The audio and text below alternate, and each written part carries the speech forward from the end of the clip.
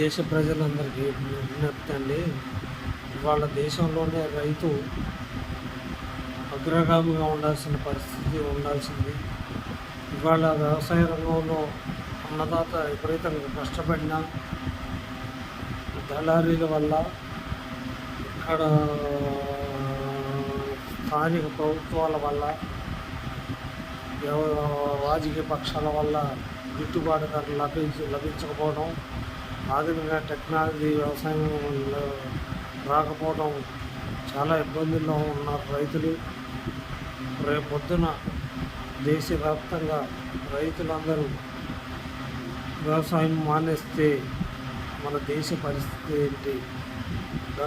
లాభసాటిగా వ్యవసాయాన్ని మార్చండి, దానికి రంగు రూపు చేయండి, మేధావులు ఆలోచించండి. రైతు ఎలా బాగుపడాలి? రైతు బాగుపడితే దేశం బాగుపడుతుంది, దేశం సుభిక్షంగా ఉంటుంది. రైతుకి ఏ విధంగా ఆదుకుంటే రైతు అన్ని రకాలుగా అన్ని పంటలకి న్యాయం చేస్తుంది. ఇది ఒక్కసారి గుండె మీద చేసుకుని ఆలోచించాలండి.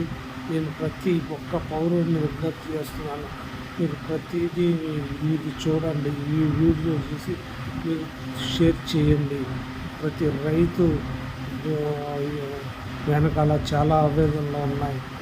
ఇప్పుడు అన్ని పరిశ్రమలు బాగున్నాయి, ఒక్క రైతే బాగలేదు. మీరు రైతు గురించి మీరు ఆలోచిస్తే రేపు నెంబర్ 1గా ఉంటుంది, ధాన్యంలో నెంబర్ 1 ఉంటుంది, దేశానికి ఆదర్శంగా ఉంటుంది. మీరు ఈ ఒక్క వీడియోని షేర్ చేయటం వల్ల దేశవ్యాప్తంగా చలనం వస్తుంది. దేశవ్యాప్తంగా A1 గ్రేడ్ వరి బియ్యానికి 2300, క్వింటాల్కి 2300 ఫిక్స్ చేయాలండి. దళారీలు కూడా 2300కు తక్కువ కాకుండా ధాన్యాన్ని కొనుగోలు చేసేలా చేయాలండి. ఇప్పుడు ప్రతి ఒక్క ఇంట్లో కూడా బియ్యము 70 రూపాయలు 80 రూపాయలు కేజీకి కొంటున్నాడు. మరి అదే రైతుకి ఆ ధర లభించడం లేదు. ఎక్కడ జరుగుతుంది?